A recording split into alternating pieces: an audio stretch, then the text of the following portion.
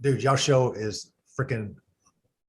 I can't. Awesome is the best thing I think of it. It's more than that to me. I think you guys hit the right topics, topics that I think that people are walk around, especially when you're active duty, and you guys head first, man, swinging, and it's awesome.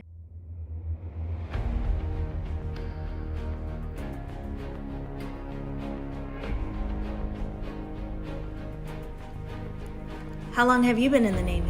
Oh, me blow midlife. I'm Jamie Britt. And I'm Heath Britt. And together we are E-14. We have 40 years of naval service. And each week we discuss a potpourri of topics, which we like to call smoke pit topics. These are real world topics that concern us, our marriage, and our Navy with a sailor twist. So join us each week as we dive into the deep end. Booyah!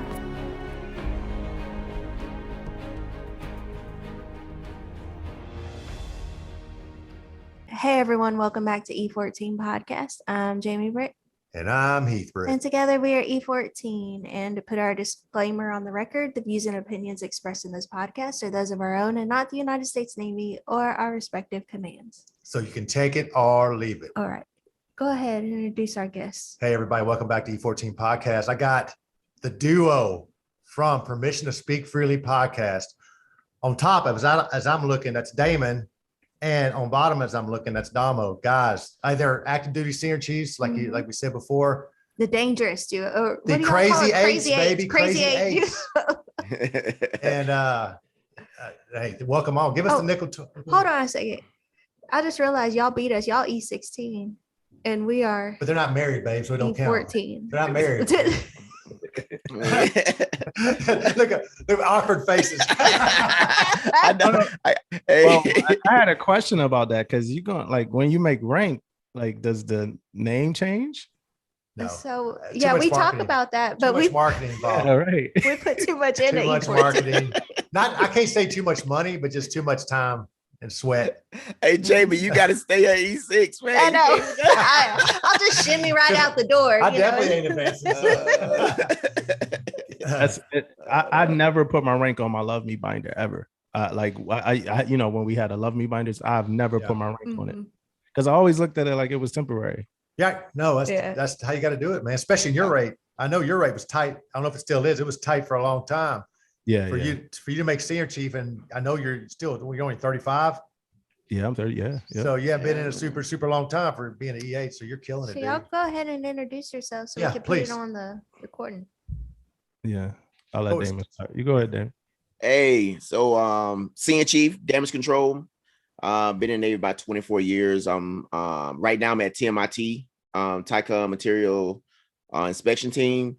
Man, I'm having fun. Love doing the podcast. And I'm happy to be on your guys' podcast, man. You guys are doing a lot of great things, man. So, hey, I'm looking forward to the show, man. Looking forward to it. I'm Damo, electrician's mate, senior chief. Right now, I do like some ADCO work. I'm like an ADCO, alcohol and drug control officer, in the capital region.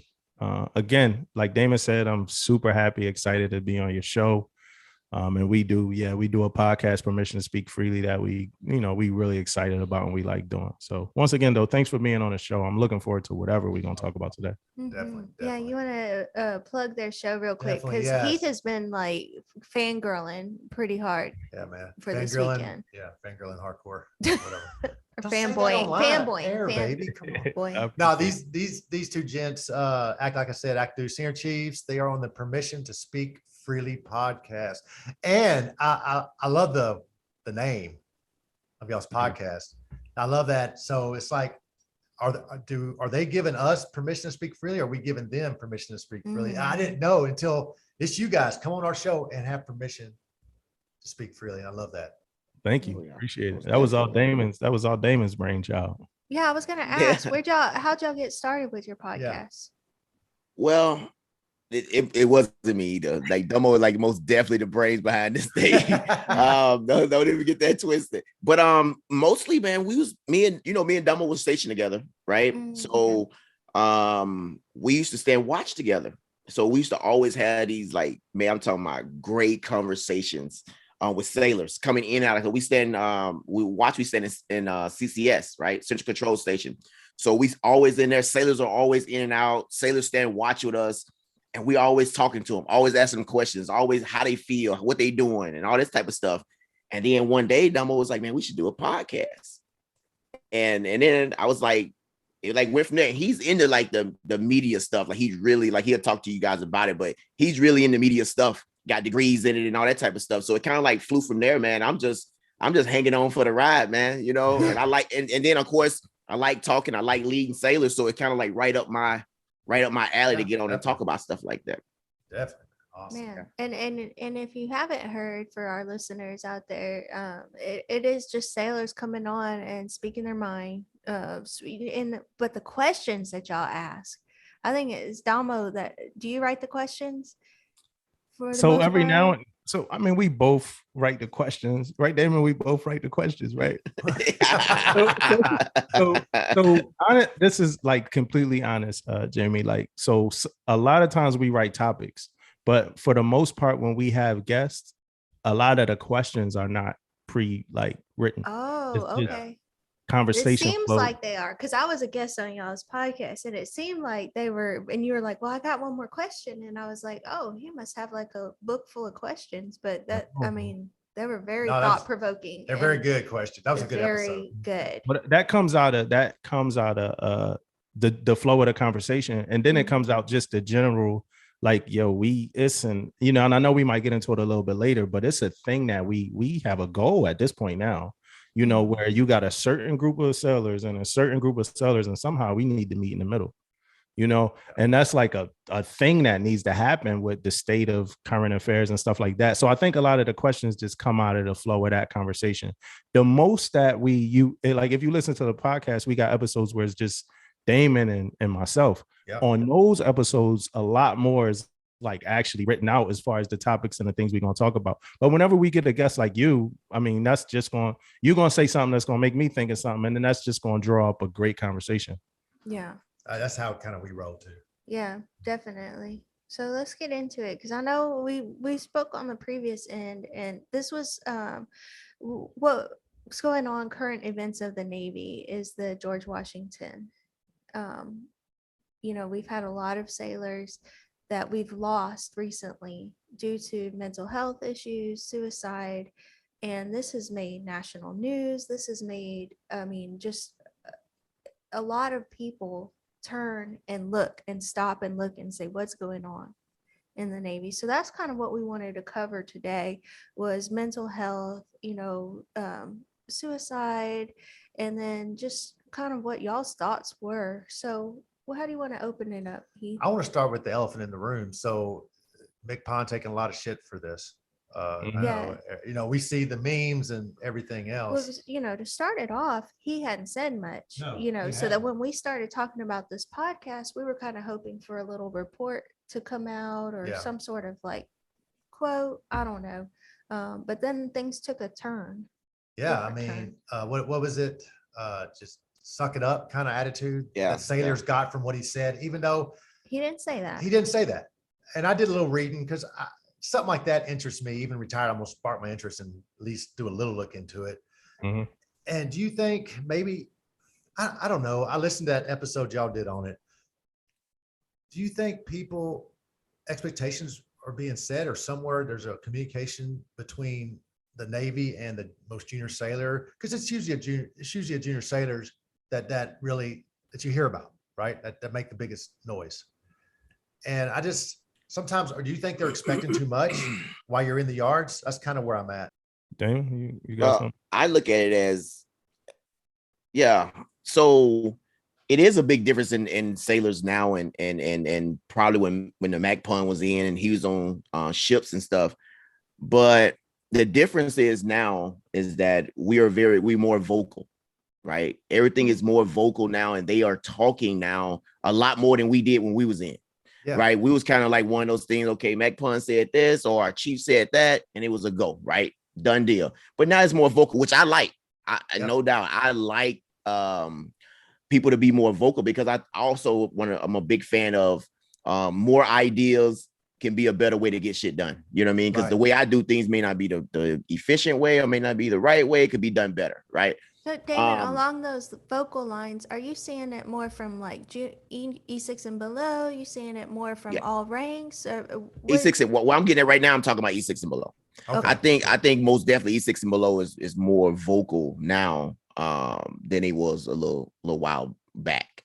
And like I said, I think it's a good thing. But the thing with the MechPon thing is like for me was how people took it, right? Yeah. They took hits from this, my opinion. They took his examples. He was giving examples of when Yes. he was on a ship, when he was on Right. carriers and stuff, and how they did it when he was in some of the similar situations they in, Right. and he got through it. So their thought process was, okay, is he saying suck it up then?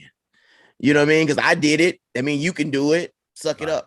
And that's my opinion. And that's kind of how I thought about it. He never said those words or anything. So you had to like read between the lines of what they was trying to say. Well, But I want to interject in here because I did meet McPon Smith. mhm. And I asked him a question when he came down and spoke to us. And I said, something along the lines of, how are you and the chief's mess going to,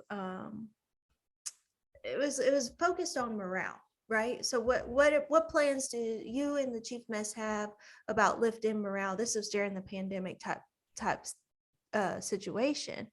And he told me words matter. And so he turned it around on me and he was like, what are you going to do to lift morale? So with that in my mind, words matter. And not saying that I agree one way or the other, but he did give examples, but then the sailors took it that way. So in the same respect, words matter. Yeah, I think it likens, like, I think when we were talking to you guys on our podcast, it likens that whole when I was a first class thing. Like when Damon said he used to say, "Hey, when I was a first class," to his first classes. I used to say it too. I could speak for myself. I used to say, "Hey, when I was a first class, I was able to do this and able to do that." And they didn't like that much. They wasn't too happy about hearing all the things that I could do. And we all did the same shit. I've done it too, man. So I think that people receive that information coming from McPon in that manner. Like, a comparison is not it. Like nowadays, the empathy is more of what we've been pushing, from our leadership schools and everything like that. So when I start saying like, at least you're not in a foxhole and stuff like that, it's a little less empathy in that conversation, Kind of like and I think left-handed comment. Yeah. And with us having empathy, like if you go to any other enlisted leader development courses and stuff like that, they actually train us on empathy. So the Navy is pushing empathy. So I think for sailors to hear our top enlisted sailor not seem as empathetic as, they would probably want them to be in that moment of time, I think that affected them. Because I could say, just like I think everybody else said, I don't think he said much that wasn't like factual or said much like that was wrong. I just think it had to do with empathy and the delivery and stuff like that. Let's reverse back just a little bit for those that aren't familiar with the situation happened on the George Washington. These sailors are in the yards. Tensions are very high. Emotions are very high because the living conditions are not great. Food, not great. We've lost 10, I think it might be 11 now, sailors to suicide from this crew. And so at this point, this is when the MechPons come in to visit. So emotions are already up there. And that's why we're saying, talking about empathy, I think these sailors were looking for something different at this point, right? Yeah, and that's what Damo was coming with, the empathy thing. But let me back that up one more step and say, when you was reading about the MechPon, he was visiting a different ship. He was just over there, right? And then he went over just, okay, since I'm here, let me go over here to the George Washington. That could have been something right there. Like a lot of times he have pre-questions. He may have questions he already know he's going to answer. All this stuff could be prepared a little bit better. But he goes over there on the fly also. Now I'm not saying that's nothing, because he speaks to a lot of people. Trust me, MechPon is all over the place. He's used to this. But he's not used to this many sailors committing suicide. It's different, man. Like Damo hit it on the head when he said empathy, man. That's what you should be coming on board the ship pretty much to talk about. So I'm most definitely on the line of Damo with that. Yeah. Definitely. Go ahead, Dom. Were you about to say something? No, I was just gonna say, and what Damon just said, that matters too. You know, you're not shooting bail for him or nothing like that, but that matters where you're talking about that he didn't have a plan. That matters. You got to have a plan. And I know McPon probably like, I should have had a plan. You have to. You got to be prepared. You know what I mean? So that does matter. I agree. I know there's a podcast I listen to called The Scuttlebutt. They're anonymous, but they're a bunch of HMs in the Navy. And they had a good point. Like when we say like we all been in, I know me and you, Damon's been in about the same amount of time before I retired. You're a little younger, Damo, but when you say things like back in my day, we had to do this, but their counter is like, yeah, that was 20 or some odd years ago. Why haven't we gotten better? I mean, this is a different Navy Valid altogether, question. though. Valid question. They're making these smart boats. Why can't our yard period be a little better? Yeah.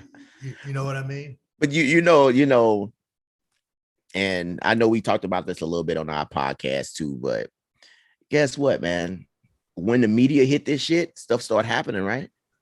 You know what I mean? So Dumbo brought up a point on our podcast. Okay, why this couldn't happen then?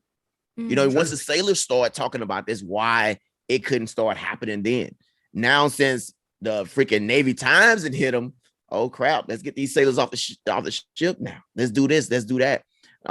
What, you know, and that's the question that I'm asked. Time we saw another article saying sailors are moving off. First thing I'm thinking, like why? Right? I know ain't nobody on the G-Dub to explain that. Nobody want to come on and talk about it, but why now? Right? Why now? Why not then? So yeah. No, honestly, I think there's a very fine line. And as leaders, you know, the line that I'm talking about is like a very fine line of a complaining sailor to we gotta do action, or we gotta have action, you know. So there's some times when things suck and they just suck, and you do have to suck it up. But then there's some times where it's over the line and you gotta fall into the action. And I don't know if the Navy, I don't even know if I'm prepared for that line to cross and to be proactive rather than reactive, you know? Like how you differentiate between just, you know, a bitching sailor's a happy sailor to look, no, I'm losing it right now.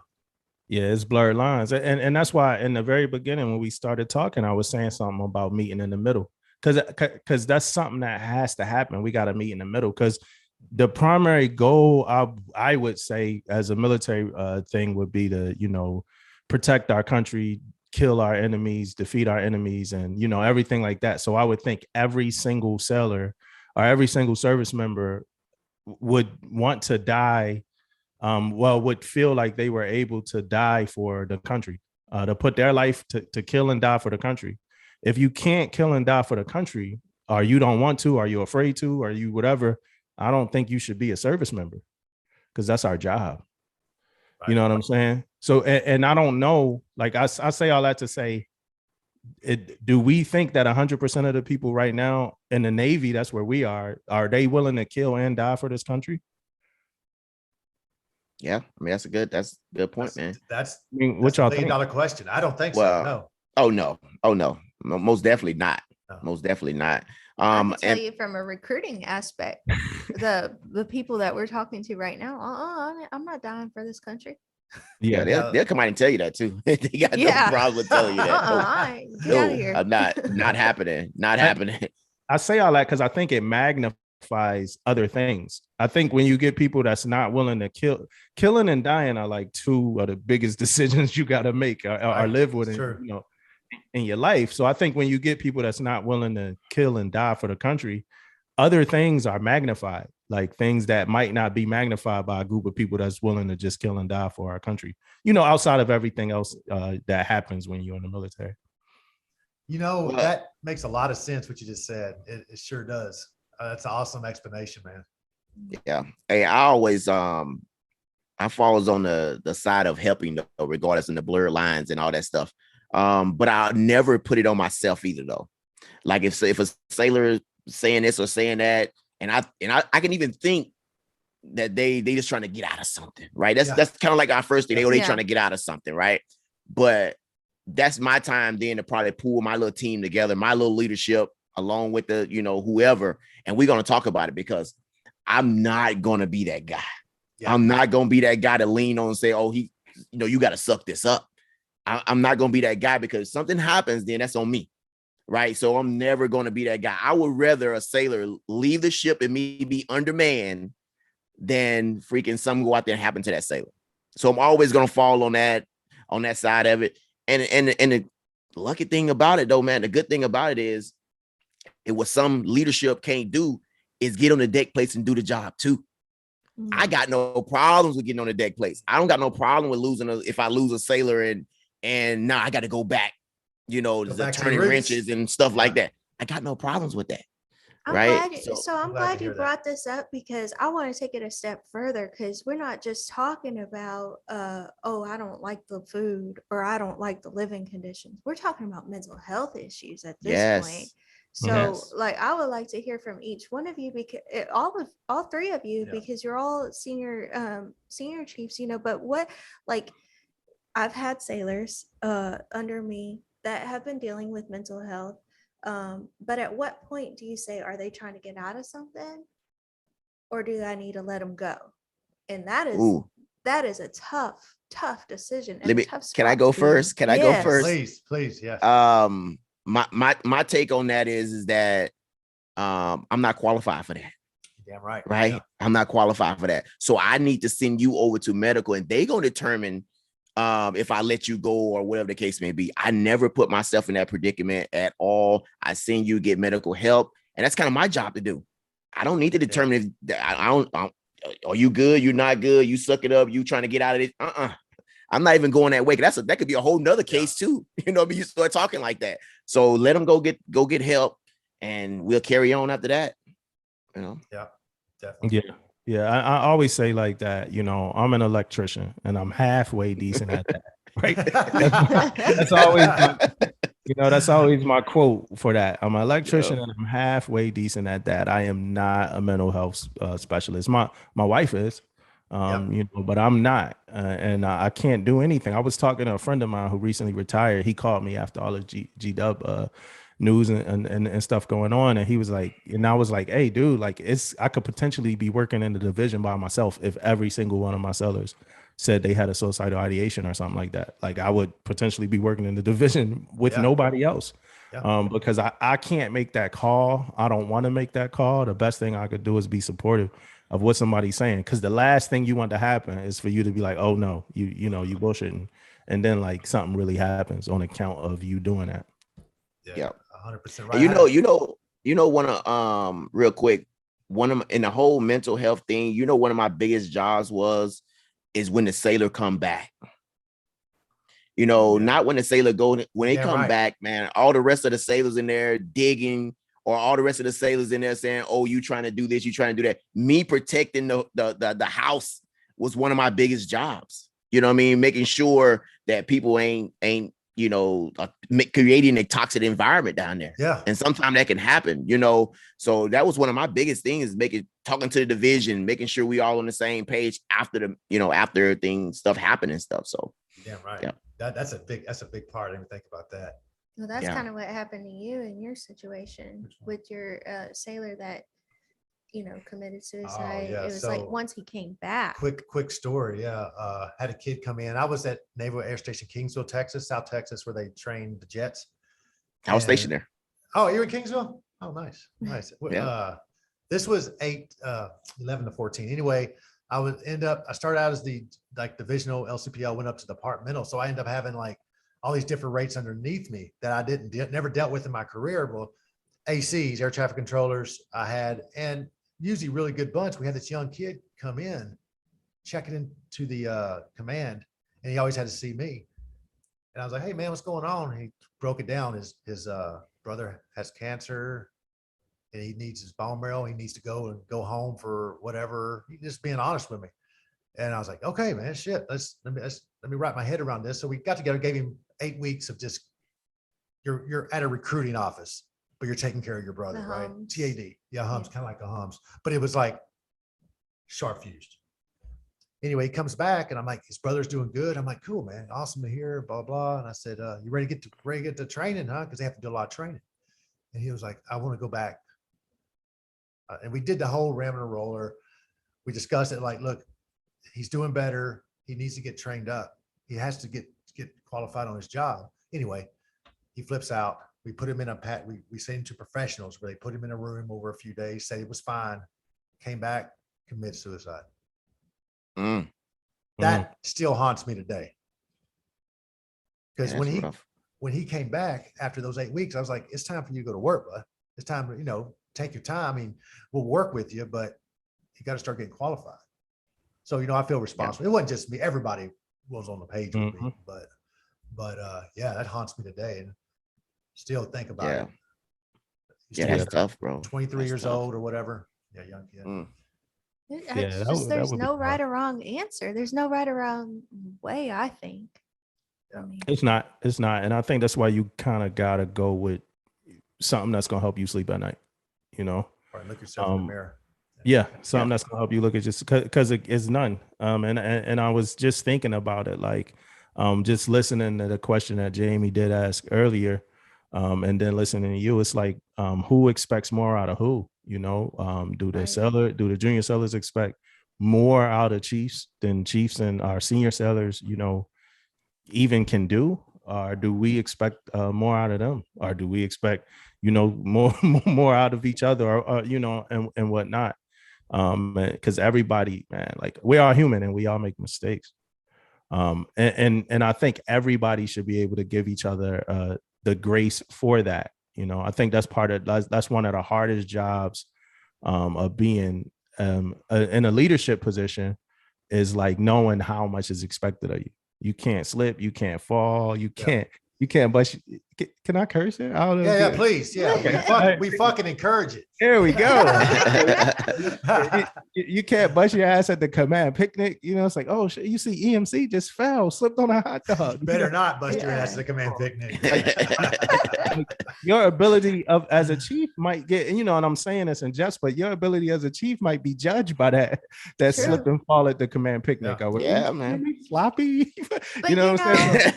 one of the lessons I learned was about, I'm I run a little department at Intag New Orleans, but what I learned about getting in the weeds as a leader, it affects your ability to see the big picture. So back to what Damon said when he said, I'm not afraid to get dirty and get my hands dirty, which is awesome, right? Go take care of you. I know my job well enough that I can get down there and do it. But also then you have that weird, like, should I get in the weeds? Should I not get in the weeds? Should I stay up here? Should I let my people bear that load of that sailor being gone? I mean, what a difficult decision, right? Well, it's most definitely a difficult decision, but it's a decision that we get paid to make, right? Sure. And I take it as when I look at the like in my job as a damage control and Damo as an EM also, is that we look at the maintenance boards all the time. We know what our guys can do, and are we going to be able to accomplish it? Because we got to sign that shit off and say, yeah, we can do this and do that. So you're going to know if you need to jump your ass in there and get some shit done, because it's a lot of maintenance to get done, and it has to get done. You can't you can defer it only for so long. You know what I mean? Yeah. So you have to get it done. So we have to manage the workload, and we know, but man, when I talk about deck plate and getting your hands dirty, man, like I want to do it anyway. You know what I mean? Right. The reason why, like, say I don't get in there, because I feel like my training is better when I'm on there teaching like hands-on type stuff. So always beats it. And the reason why I don't do as much is probably because I got a freaking strong ass DC-1 or somebody telling me to get out of there. But if it probably wasn't for that, I'd probably be down there all the time, trying to help out and do this. But they always like, no, get out of here, senior, get out of here, man. We got this type stuff. But yeah. I've always said there's a big difference between a chief doing work to support his guys than a chief doing work because his guys won't do it. That's two different things. It's okay for a chief to get dirty if he has to, because hey, mission's got to get done. You are the man. Get it done. Most definitely. Most definitely. And then just to speak, just to speak on that last point that I heard, it's like you got like that dance, that juggle and everything like that. Normally that dance and juggle is based off of it when you start thinking about is somebody gonna like this decision or is somebody not gonna like this decision.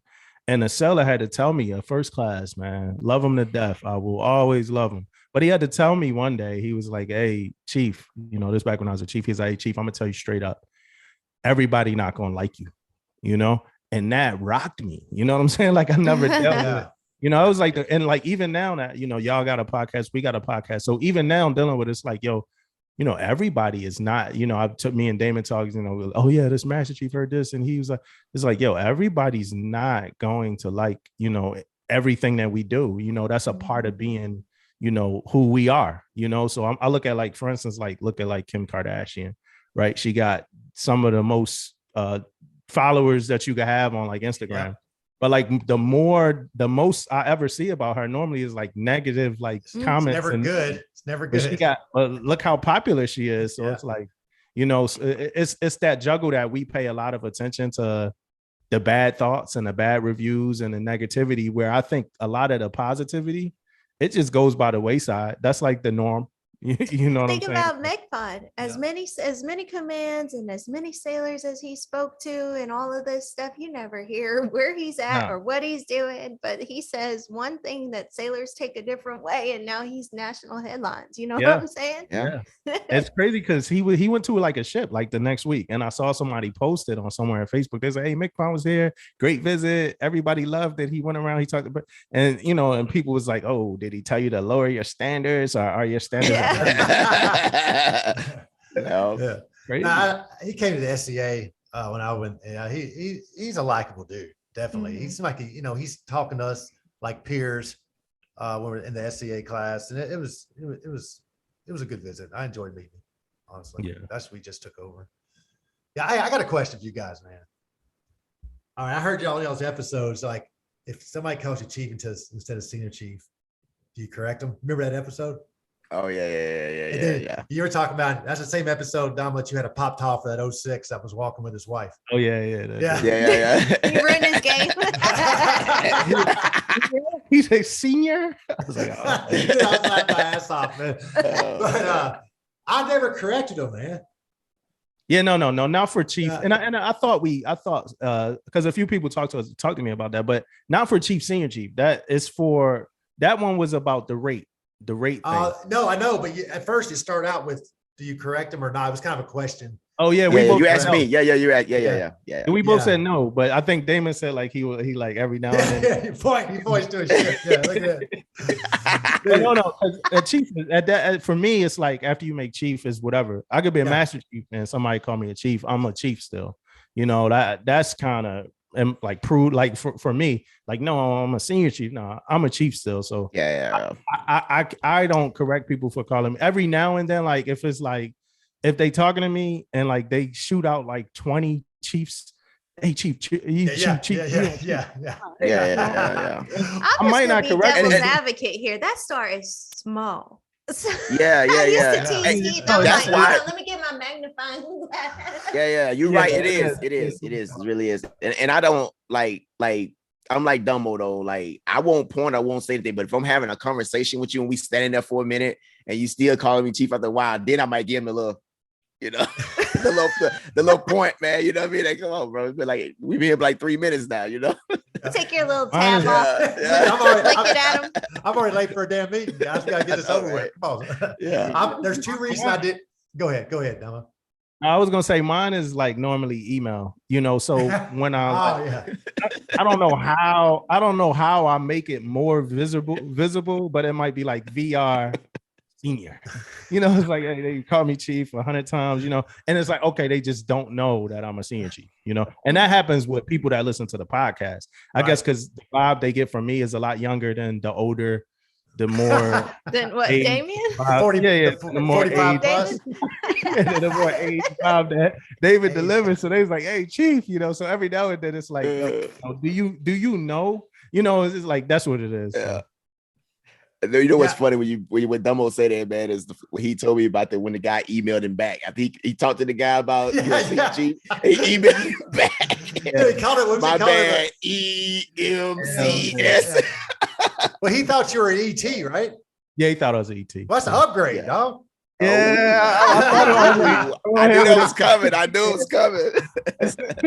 I used to work with those guys. I had some rough times, man. You're You make freaking weird, man. Yeah, and they had like couches in the shop. It was bad, man. I would tell you my story about EMs. I had some great EMs. I was stationed on the Tortuga. That's where I made chief at in the 11. It was 11 to 13. And he threw me as a 3MC, just, hey, we need somebody here. Go do this. And the EMs, man, them were they really like to help take care of engineering. They were my liaison, but they were always up to no good. Every time I walk up, 3MC, I'd walk up and there was the EMCS and the EM2. He's a chief now. And they were like, oh shit, put it away. I hear him say it under his breath. 3MC's coming. I'm like, dude, you got to actually think if you ain't cheap, you ain't trying, dude. Whatever you got to do, man. Let's get through this inspection. Man. So for EMs, right? I'm not going, not going to like confirm nor deny anything when it comes to being an EM. But that process that come with tag out, it's a long process. You're damn right. And the other process that I know because you ET, so you're familiar with it too. But the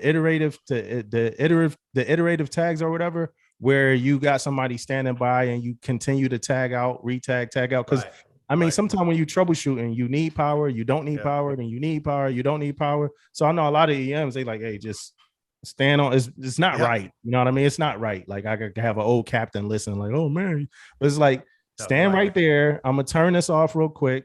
Check for power. We're gonna turn it on. We gotta turn it off. We gotta turn it on. So we gotta figure out more safeties. I think that should be fixed because that like slows down the troubleshooting process. For EM, it's like a RET or somebody that's like troubleshooting heavy, where like a tag out is like 20 minutes. A slow tag out is like, the fastest you could probably get it done is like 20 minutes, like 13 to 20 minutes. Yep. And you might have to repeatedly tag something out. Clear tag something out for your troubleshooting process, like 40 times or something like that. You're right. No, it could take forever to get anything done. Yeah. Like, especially. I agree, man. I'm surprised that haven't been. I know. I'm surprised by that, man. You're right. I never thought about it. I'm a DC and we don't like troubleshoot all that much. We call electricians. But my thing is, man, it is a big deal though, man. I never thought about it. How like even in my house, right? I'm doing my fan. I'm switching the fan out. I'm like testing for power, cutting shit off, cutting shit on. Right? It's so easy to do. Now on a ship, you're right, man. You got to tag that shit out every freaking time. Yeah, every time. It sucks. Yeah, that's crazy. Yeah. Luckily, we don't have as big as y'all do it way more than we do. That would drive me freaking nuts. Yeah. I ain't gonna lie. I'd be gun day. I'd be like, yeah, stand there, dude. Put that switch on. And not saying it's right, but that's what I would have done. Yeah, and then like a DDG or something that's like combat systems prioritized as far as equipment and the way that the power set up. A lot of times it's not just an easy, I'm gonna kill this breaker, I'm gonna pull this fuse, because if you do, you're about to kill power to something that combat needs.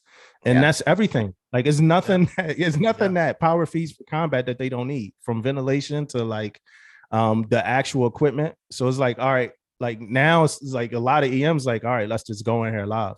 Let's look at this real quick. Because if we do anything, then we got to take this all the way up to the captain for a 6-minute, visual check or something like that. Yep. So it's crazy. Like again, that's a difficult. It's a lot of perspective because I work with an EMN one. Dilts, I know you're listening to this podcast. He's a nude, but we were in like recruiting station and we were having some electrical problems. He comes in with his little tool bag and he comes in, knocks out half the recruiting station's power and the Army. The Air Force next to us. So I was like, that's the difference between the worst EM a nuke EM and a conventional EM. There's a difference. Sometimes you got, the only thing he did wrong, he didn't notify them they might lose power. That was it. We were cool because we still had half a building and the Air Force was out. So, too bad. So sad. Come on over here to the Navy side.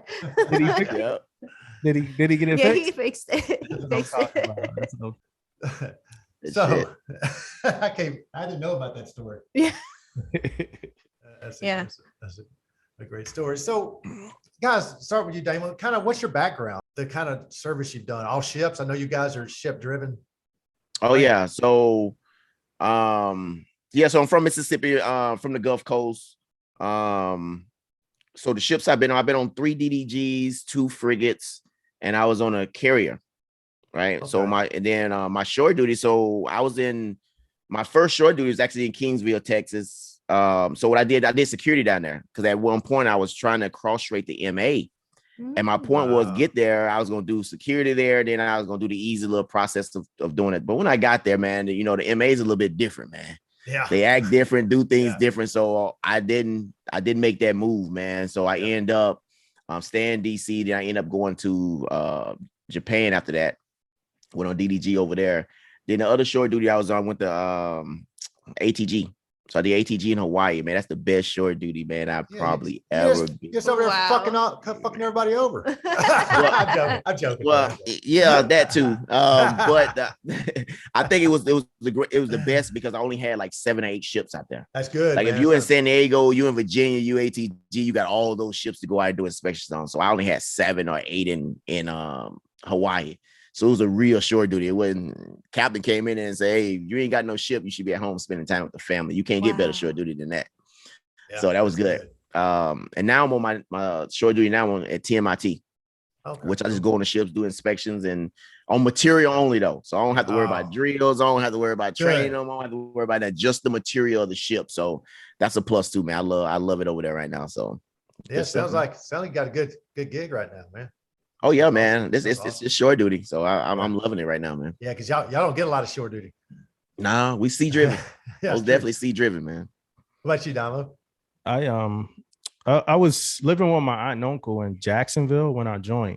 They were both military. So he was a master chief and she was a lieutenant commander when they retired, right? They got married. They like whole military love story, right? They met on base.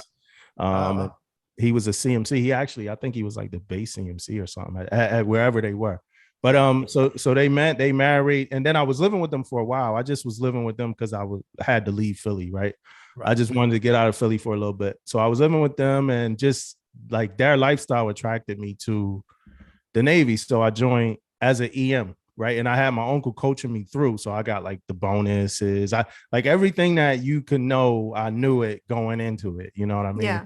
Like how to get through boot camp the first couple years. And at one point I was like feeling like I was competing with them too. Like, oh, I got to get this, I got to get that. So that was like my driver because I knew I had people that knew what the hell I was talking about if I called home. So my first ship was a cruiser. I went on a cruiser, the Vela Golf. That's about to be decommissioned, I think sometime this year or next year. So that makes me feel super old, even though I know I'm not that, even though yet. you give off the young vibes, the young chief. Yeah, vibes. yeah, but that's that you got to stand something next to something to see, so that's standing next to me.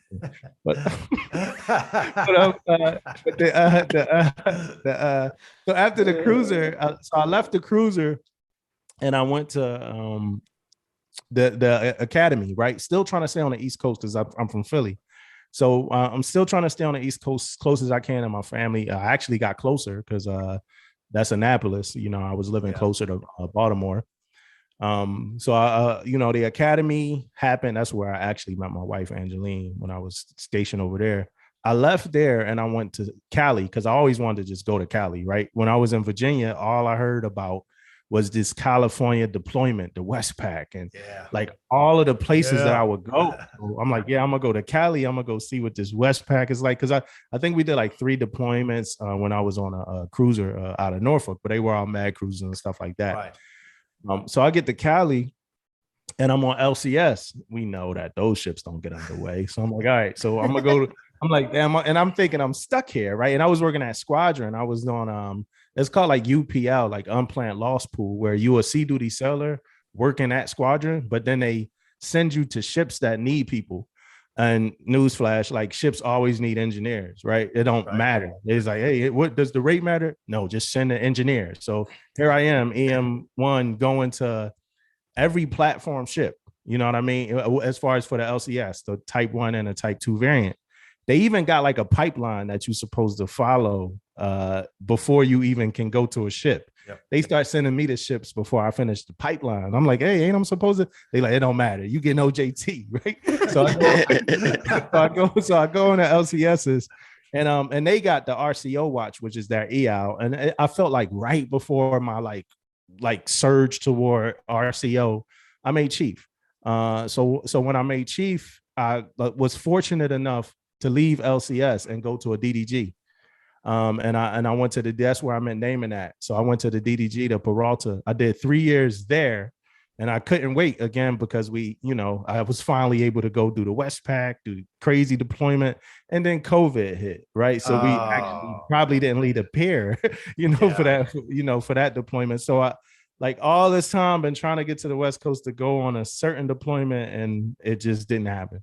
But after that, now I'm here where I am now in DC. But shout out to LCS because they did put me on a pier in Singapore for like 6 weeks straight because that ship wasn't getting underway. So I did enjoy like 6 weeks in Singapore. That was fun. That was a good deal. Yeah. Yeah, that was pretty good. Yeah, that was real fun. And I did shock trials on the LCS. Yeah, I did shock trials. Yeah, shock trials. How was that? It's scary, but it was fun. People were scared. They like, so you get a bunch of people, you put them in a locker. When you're doing the drills and stuff, how like, man, nobody taking it serious. It's people sleep. It's, all this stuff going on.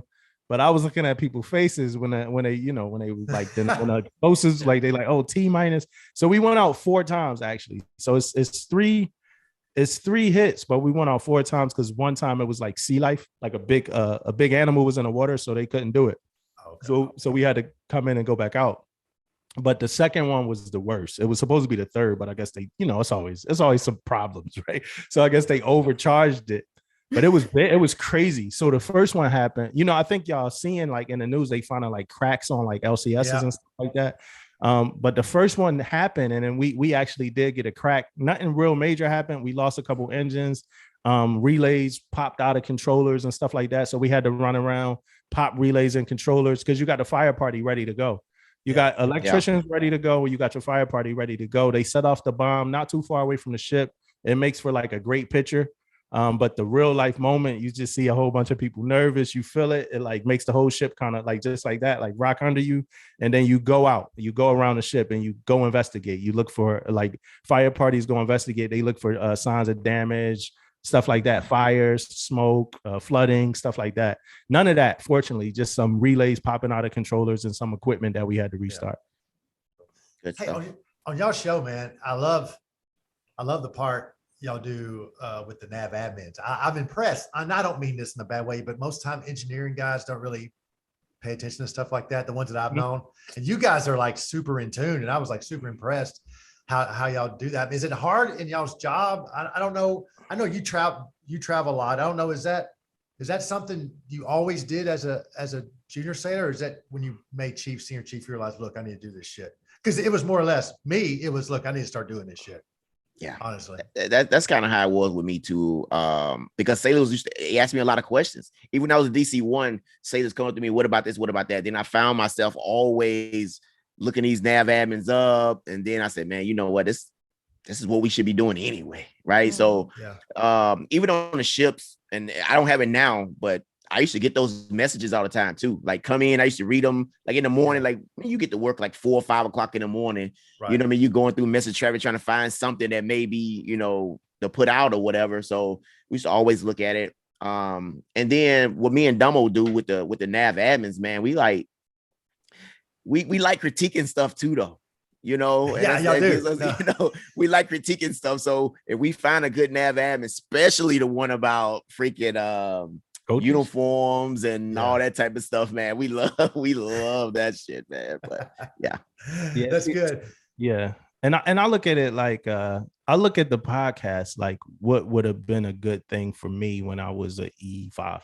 Right. That's really what I look at it like if I was an E5, what would have been a palatable way for me to receive information that feels cool, that I can maybe laugh at every now and then, hear some engaging, shit, and take from it and learn. So it's like, all right, so if I could talk about poop, if I could talk about poop and all of that, And then like if I can make you laugh and maybe you stick around for another like 15 minutes or so, we're gonna pull out this nav admin that we know not too many people are reading because it wasn't a part of our lifestyle and culture. And we're gonna read it, break it down in a way that, you know, we're not reading the whole thing. We're still being realistic about what we think about it and stuff like that. So somebody could take something away from that, you know, experience, and they know something. You know, they're, oh, well, nav admin such and such says this. Well, how you know that? From listening to Permission to Speak Freely. You know, so that's, that's a big reason why we do it. I wasn't nav admin guy when I was a junior seller, but I felt like I became more of it going into like being put in leadership positions. So like my sellers could learn from, you know, and I mean, that's as early as an E5, as early as a more senior E5. That's way you know, better like, than me. hey, guys. Yeah. So where can our listeners? I had another question I wanted to talk to them about. I was about to ask where they could hear this. I was thinking about something, and I wanted to talk about it because it was kind of, you said, I know it was kind of a nervous episode, your last episode. You're kind of talking about that last coaching instruction.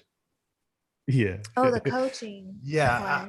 And man, Heath did tell me about this. Honestly, I was pissed off, not at y'all, but I was pissed off about the whole thing. Not that I'm pissed off, I'm just kind of like racking my brains. I know manning is low throughout the military. Nobody's fully manned.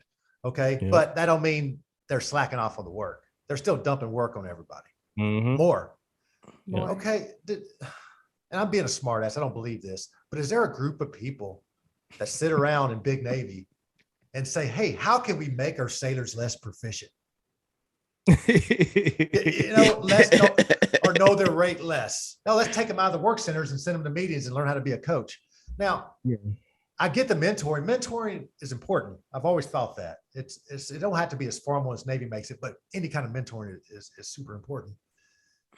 But that was more like, hey, I'm a chief, you're a first class. I don't necessarily work with you, but I'm gonna talk to you about maybe tell me your problems.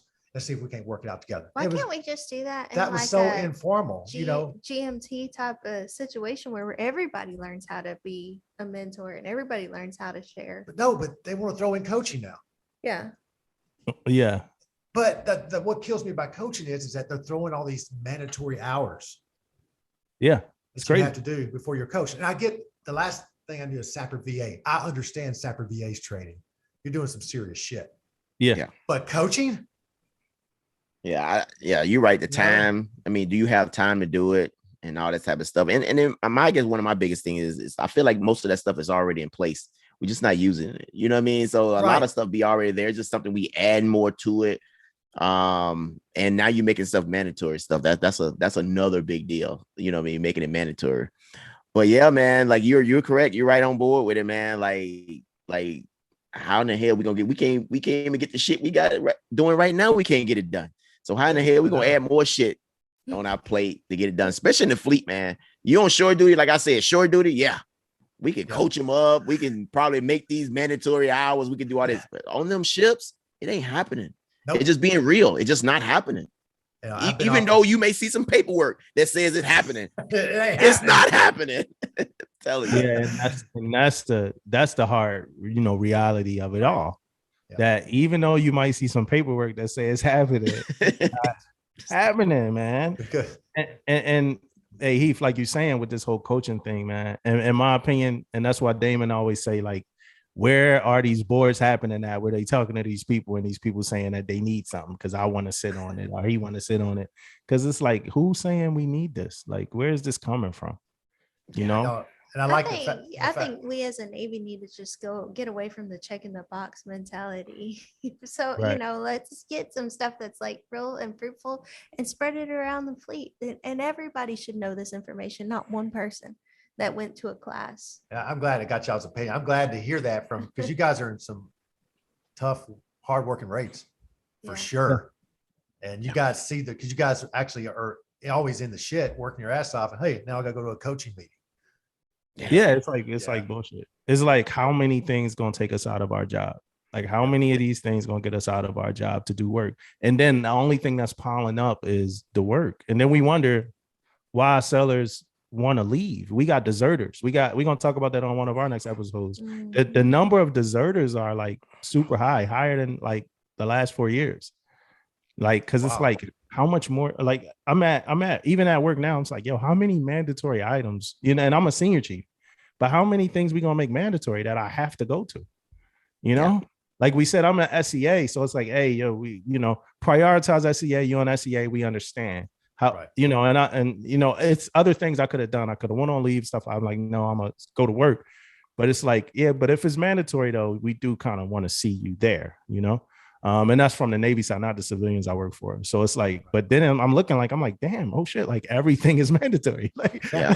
so y'all gonna see me at everything because everything is a priority. Actually, like if me and Damon ever stop permission to speak freely, the next podcast, that's going to be the name of it. Everything is a priority. Like everything is a priority, and damn near everything is mandatory. Yeah. And the reason why we got to make all this shit mandatory because people don't want to do it. I honestly think things will run better if we just let people do their job. like, 100%. do your job. Yeah. Work. I think it's just funny because it's going back to what we were originally talking about with the MECPON, but he was like, man, what he actually said was we should have done better to manage your expectations about things. So we get these kids that come in and they're like, I didn't join the Navy to be a janitor, and because they have to clean or take out the trash or whatever, and then they desert, whatever. But now we got all these mandatory things, and it's like, we should manage our expectations about what is a priority and what is not a little bit better, so that we are being our time is being used properly. Yeah, and time is not used properly. I'm gonna tell you a random day on board a ship is morning PT, it's quarters, it's a 9 to 11 meeting, it's lunch, it's a 13 to 1500 meeting. And now you can start your work if you want to, but no, you want everybody to get off at 1600. So no, you ain't got no time to work. So in all that day, you got no time to work. And now the bad part with all these meetings and all these mandatories, now your junior sailors are now being part of some of these meetings also. Mm-hmm. So now they can't do the work. So now it's like you are no crap, like the pick time. When are your sailors going to do work? When are we going to get this maintenance done? We talking about engineering where you got so much maintenance to do, so much maintenance driven, and don't have the time. We used to have to try to game plan work. Like we used to game plan work. Yeah. Well, you got this, we got that, I got this, I'm gonna only be here this time. All right, we're gonna get this done in this pocket of time. That's crazy when you game planning your damn job. Right. Yeah. Exactly. Right. And my E3 telling me they got a meeting. Well, you got a meeting. Right. Exactly. Why you got a meeting right now, man? Get out of here.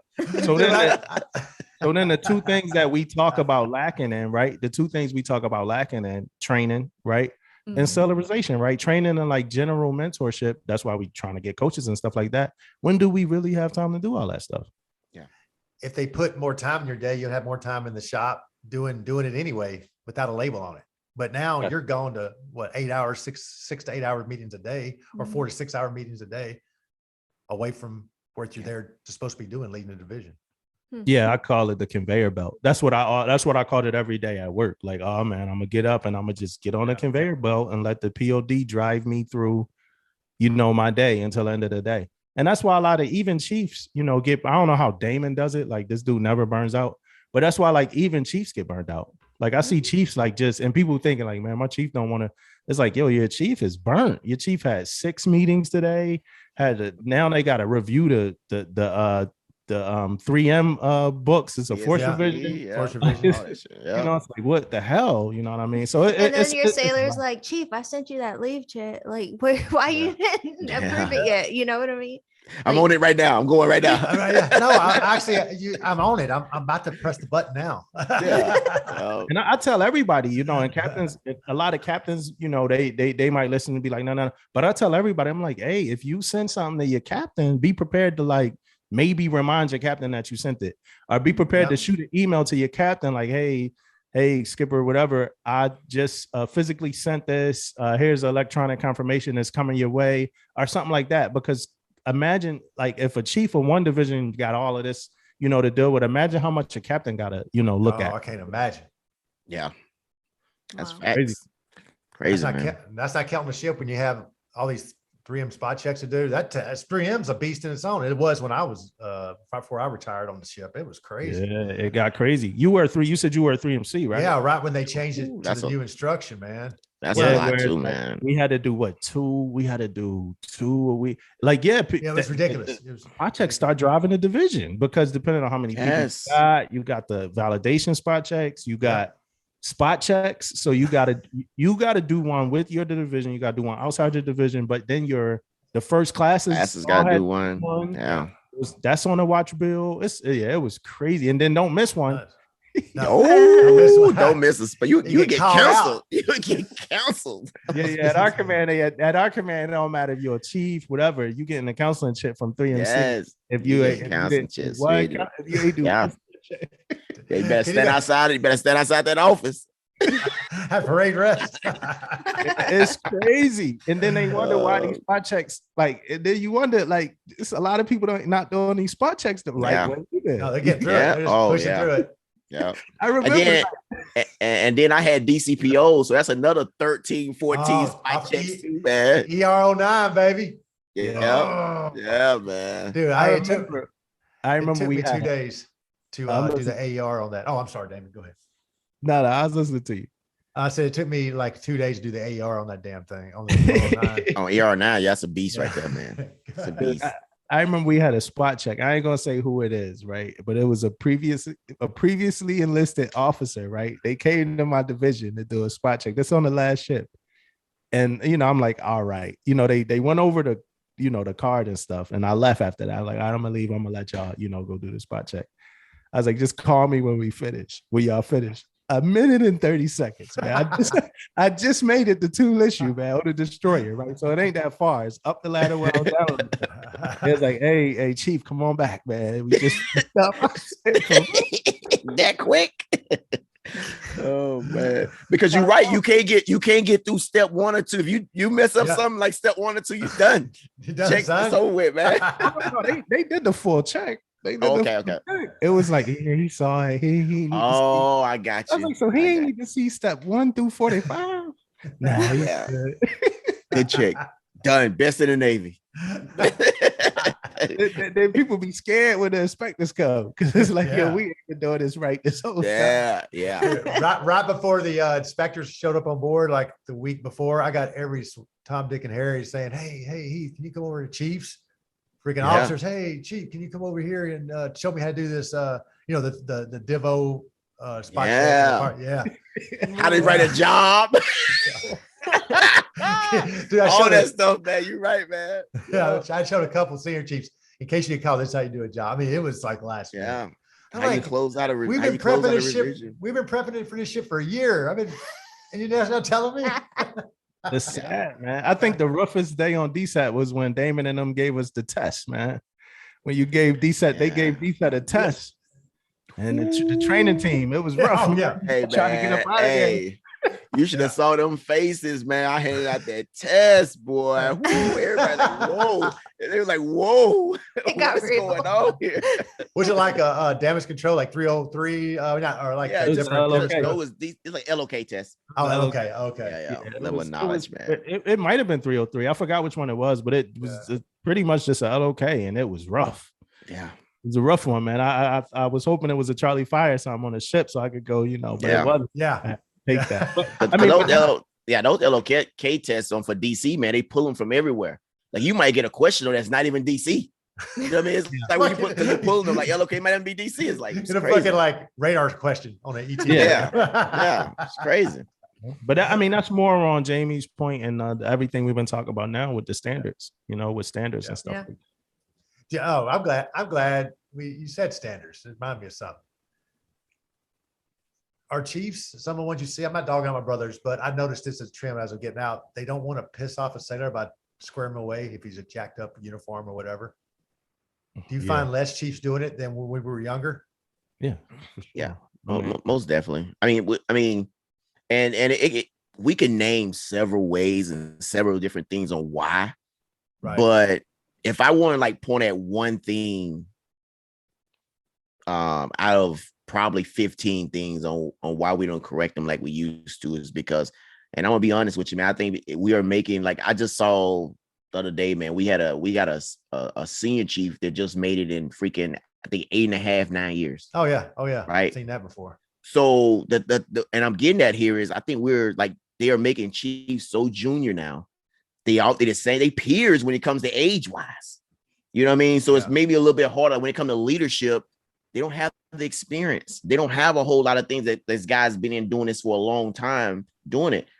So when they correct somebody, you got something to do it. I'm not naming everybody here, but I'm just saying, but it's kind of, I think it's hard for them to correct a sailor because of like just how long they've been in, how long they've been doing a job, how long, and things like that. Me, like, I feel like when I correct a sailor, I don't have to even say much. I look at them and be like, hey man, fix this. And it's done. It's not even complicated. It's not even a big deal. Nope. But for some people it is, because they want to, it's like a friend zone. You know what I mean? Like I want to still be like friends with this guy at the end of the day. I still want us to be able to talk. I want us to be able to do this. No, it's not. If he want to be your friend too, I mean, he want to be cool with you or whatever, he know he's wrong or she know he's wrong. It's still an easy day. Yeah. Right. So that's a good point. I always wondered if it is leadership standards are lowering to match the sailor standards over time from when, I'm saying we're lowering our standards to match their standards or find a happy medium to their standards. Because it happened kind of gradual, and it could be a youth thing. Like that makes a lot of sense too. But sometimes I wonder if it's I mean, you hit it, man. Like shit. Look at, I mean, a driving factor is retention. You know what I mean? We got some kind of standards going to have to be some type of way, because we ain't keeping sailors right now. We're not keeping sailors in 100%. Right? Like me and Damo talked about on one episode, man. You got sailors on board a month, 2 months. I'm getting out in 4 years.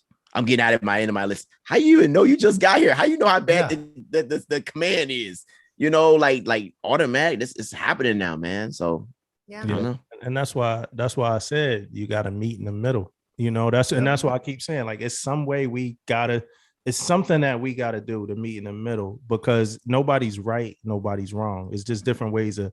And my actually, and I know everybody probably listened to that episode that we did last week. A lot of that rant I went on was everything that you're saying right now, Heath.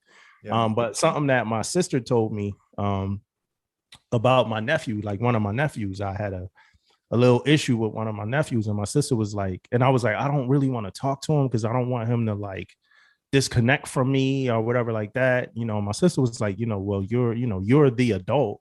You are his uncle, and he needs to hear the conversation. Like somebody has to tell him. So if you be the one, then however it falls out, that's how it falls out. But this is a lesson for him in life, Yeah. And I look at that when I think about a lot of the younger sailors that's coming in, like 18. We talk about 18-year-olds. Some of these things that's being said, they need to hear. It's no way that we can succeed without them. But there's also no way that they can succeed without us. You know what I'm saying? So somehow, where do we meet in the middle? Because I think you are right when you're talking about, like, I remember a chief, she was talking to Damon, I want to say, but she was saying that she had been correcting a sailor, right? And she was like, it seems like every day I got to correct this sailor, right? And it's funny because both the sailor and both the chief, I still have a great relationship with, and like with both of them, I like them both. But she's like, it seemed like every day I got to correct the same seller. She was like, it's getting to a point where it's times that I don't correct her because I don't want her to think that I'm picking on her, but she's wrong. She was like, she's not doing things right. And she was more upset, right? And this was the point that I was going to get at. She was more upset because it's like, this seller is coming from a burden, coming from quarters, walking through the P-way, walking past the mess decks, walking past the galley, walking past wherever you got to walk past, where it's a bunch of other khakis, her own chain of command. She's the one that like has to be the correcting person. Right, Jamie, and not ever being corrected. You know what I mean? Because that was the point, Damon had his idea. And my thought was that I don't think it's enough support when it comes to these things are backup. I don't think that I could go correct a seller right now. And it's probably like a 70% chance that I think that this will happen. I go correct the seller. This seller goes back to his LPO or whoever, he works for or she works for, and be like, hey, senior just told me that I was wrong about this and I needed to do this. it's a 70% chance, and my thought process is that the person that they talking going to be like, man, in some way, shape, or form, well, don't listen to senior, and they might not say don't listen, but in some way, shape, or form, they're going to make that seller think that seller is justified for those actions, and not be like, well, your uniform was kind of, messed up. Like, Right. senior should have said something to you. He's Yeah. not looking, because like a lot of young sellers got this thought process that like chiefs wake up and the mission on their mind is to just fuck with them. And Yeah. that's completely wrong. Yeah. And I'm not speaking of every case, but that's completely wrong. Yeah. But a part of what I took, it's like we did the oath, and like when you become a superhero or whatever like that, whatever you decided to be, a part of what I took on was making sure that if I see a uniform messed up, I'm gonna say something to you. Like that's a part of what I took on when I took on this responsibility of being a chief. And I think I don't even think that's a chief's job. That's everybody's job. Like, hey, your uniform is, you got the wrong socks on, you got the wrong, whatever, so I mean, I think that's a lot of that's the disconnect. Yeah, let me tell you, I got this crazy story, man. And I named the ship too. I did an inspection on the Macon Island, right? Okay. And we get on the way. So we get on the way on the Macon Island, and when you're in the hangar bay, you don't have to wear a cover, right? When you're on the way, right. But in port, you do have to wear a cover. Yep. Right. When you're in the hangar bay, you got to salute officers and all this type of stuff. Area. Yeah, everything like that. I didn't know that. Right. So I'm walking through this hangar bay, all proud, chest out, boom, everybody, good morning, blah, blah, all this type of stuff. I didn't have a clue I had to wear the cover. And it's out of everybody, I'm talking about, I didn't walk by commanders, lieutenant commanders, master chiefs, senior chiefs, all these people I'm walking through. A freaking third class senior, you need to have a cover on in the hangar bay area. And me, I blow, and then I'm a DC man, so I'm loud. I was like, get out of here. I didn't walk. I'm loud when I'm talking to him. I didn't walk through this whole freaking hangar bay way over here. No one said anything to me. Nobody. And then I thought to myself as I'm talking to the sailor, I'm thanking him for telling me. Yeah. And I'm thinking that's why everybody looking at me. They looking at me. I won't say nothing. They know that they don't have a cover on, but no one is saying nothing, man. It's because you're DC man, they're afraid you might punch him or something, man. I don't know, man. It was crazy, but that's reality too, though. You're right. Yeah, We think about it. People are scared to like say something, scared to talk, scared to address situations.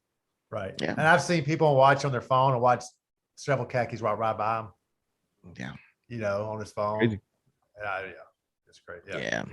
It's crazy. Yeah, The vivid moment for me was when I first got to the last ship, the Peralta, and we were in the yards, and I was walking down the pier, and a bunch of sellers had their ball caps strapped to their belt loop or whatever, right? And I mean, it's like a really good place to put your ball cap. Like, I mean, like honestly, but I know it's not, and you can't have that hanging from your belt loop. So I remember this, like, it was like really like, cause when I got to the ship, I was a brand new chief. I was like on it with like everything. Right. But I'm like, hey, you can't have your ball caps, strapped to your belt loop. And I remember correcting like 3 groups of sellers, like in a row, like it was like pairs. And then the last pair of sellers, it was like their chief and their DLCPO, and they had their ball caps. Right.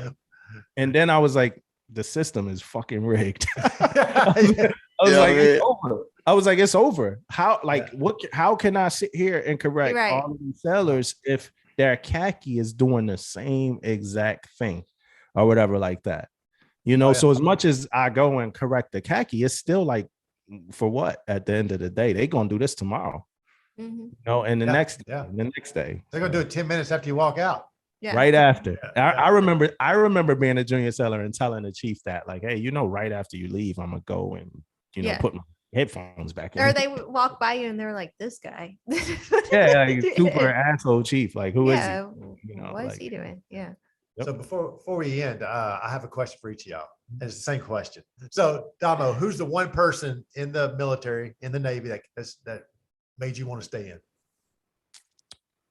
One person, I would say my second chief on my first ship, Kareem Washington. He did it with poise. He did it with ease. He cared about his people. And it was just like mythological stories about him defending us at ranking boards and things that like people like overheard, like, oh, I overheard your chief fighting for you, and he would never talk about it. You knew when he was upset with you. That was probably the only thing about him never pissed me off. Like when he was mad at us or whatever. And he just was the realest. He never ever seemed cocky. And I remember being able to visit him, like when he came to San Diego when I first got out there, and I was just like able to just talk to him, like as him not like my chief, right? Just kind of just like sit with him, and like we went to Hooters and just had a great time. That's cool. So yeah, EM's, I think he retired as senior chief. EMCS, Kareem Washington. It's a lot. It's a lot. But if I, like you said, if I narrow it down to one person, I probably wouldn't have. I would have done one command if it wasn't for him. I would have got out. Yeah, awesome. Well, about you, Damon? You got 23 years in, right? Yeah, June will be 24. Oh wow. So yeah, if I had one, I guess Terry Nash, man, he's DCCS right now, and mostly because, man, like no one mess with that guy, man. You know what I mean? He goes in there and he gets stuff done. Like it came like I give you an example, man. I had got in trouble before, and he told me, he was like, hey, do your job, keep doing what you're doing, I'll let you know what happens or whatever. So paperwork came back, man, and he tore it up and said, hey, you owe me. Yeah, you know what I mean? So like you owe me, like, but his word was his word. You know what I mean? So when he came in there, like, hey, he walk in the CO's cabin and be like, come out of there, like, it's done. We run the drills or whatever. The XO can say some stuff like, hey, you can't run this drill today because of this. He'll go talk to the CO. Hey, sir, we need to get this drill done. I gotta have this checking. We running the drill. It was like he was one of those guys that was bigger than life, man. Like he was like, I was looking up like, man, this guy gets stuff done. Like every time they told him, like he was an overweight guy, senior chief, overweight, right? CMC said, hey, you ain't getting pinned because you're out of standards. Guess what? He goes up to he got pinned in the captain's stateroom. You know what I mean? Like, I'm telling you, he just got stuff done. Like he's just like, he was one of those guys. To me, he was bigger than life, man. And he was another one of those guys that like stood up to like say I'm at a command and I'm doing whatever I want to do and I'm doing this and doing that. He was one of those guys. Hey, come here. A lot of guys wouldn't do that. I don't know if because I'm loud, I say things or whatever, but a lot of people wouldn't pull me to the side and like no shit, get in my ass about shit. You know what I mean? It just didn't happen like that. But he was one of those guys that, hey, come here. Come here, let me talk to you real quick. Get your ass over here. You know what I mean? He was that guy that'll tell me what was up, and I respected that. And then the guys you respect too, man, like, oh, shit, I better get my shit together. Well, he wasn't mafia, was he? Nah. No. Oh, man. No. He wasn't. That's crazy. That's crazy. Yeah.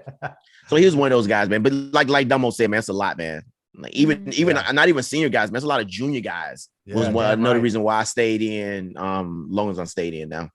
Yeah. I mean, that's the whole thing. The only thing you miss is the people at the end of the day. You don't miss the job because the job sucks sometimes. It can suck, even though I loved it. But I'm looking at it, how the hell did I do that for so long? Yeah. I loved it when I was doing it. Yeah. I think the biggest thing, man, like another thing in the Navy, man, is I wish we got away from it. And was I love competition, right? Yeah. I love it, right? But when you get to a certain point, man, you're like, man, I'm just tired of freaking competing. You know what I mean? And I think now a lot of people don't know their jobs because they trying to compete so much, right? They're trying to compete with collateral duties or not. And the collateral duty piece is sketchy with me too, because I'm gonna tell you about collateral duties, and that's gonna be a whole nother episode right there when I talk about collateral duties. Because a lot of people do collateral duties and they have multiple collateral duties because no one else steps up to the plate. Mm-hmm. So that's a whole nother episode right there too. Yeah. But at the same time, man, people trying to compete like from a standpoint of, if I don't do this and I don't do that, I'm probably a peace sailor automatically. Your job matters for so much, man. You can be the greatest damage control man in the world, but if you ain't the Simio, you know what I mean? Right. Or the DAP or the, some of these big CFL or something like that, man, it matters. right? That can get people over the hump. So I think the competition and the competing, not the competition, because I love competing with people, you know what I mean, It's on just all the levels, but the nonstop. yeah, all the Always. time, always, Like- always. And You know. you're every time you transfer, you're like, is this gonna fuck my career up, or you know Yeah. what I mean? I mean, they say it don't matter anymore, but I don't see how it can't matter a little bit. Yeah. But It matters. It matters. Yeah. Mm. Trust Definitely. me. Well, guys, man, thank y'all for coming on the show, man. Wait, we gotta hear where we can find the No, I was about to get to that. podcast. I'll just do it. Okay. I'll just Well, do I it. didn't want you to forget about it because I asked that question a while I ago wasn't gonna and you forget stopped it. because I had a question. Mm. Yeah. Look at her. She talks to me, guys. It's so messed up. Man. No, but thanks again, dude. I had a good time. But tell our listeners where they can find you at, man. PTSF Podcast on Instagram, TikTok, YouTube, Facebook. It's another one of those places too. Oh, Reddit. I think we got something going on Reddit. Wow, like the Zoomers. Yeah, but we still trying to figure Reddit out. So yeah, PTSF Podcast on Twitter, Facebook. Oh yeah, Discord, Reddit, PTSF merch, .bigcartel.com. We got merch. Yeah, and I think that's it. YouTube, Facebook. Yeah, that's it. All of that stuff. PTSF Podcast, our permission to speak freely. And then any podcast app, of course, whatever one you listen to. Right. Whether it's iHeartRadio, SoundCloud, Facebook. Facebook, Apple, Spotify, any of that stuff. And then I'm Damo215 on Instagram. So I got a question, Damon. So you're like in your 40s, right? Yes, Is that TikTok whipping your ass, bro? bro. Hey, Damo runs that stuff, man. You know, I'll be here. I'll be here bullshitting with you if I say Damo didn't run that shit, man. Damo runs all that shit, man. And look, you know what, man? And I know I be like Damo. He always be on me too, man. Like he'll have a question or somebody ask a question or whatever, and I'll be like, man, I ain't even see that question. Then he'd be like, 'cause you don't fucking look at this shit. but it's facts though, man. Like, yeah, Facts. you're right, man. Yeah, TikTok be again. Yeah, no, not me. Oh, thanks again, guys. This was great. We're about to close Yeah. out. If y'all can stick around for a quick second afterwards, I'd appreciate it. Oh, for sure. Definitely. Awesome. With that, we'll wish you fair winds. And following seas.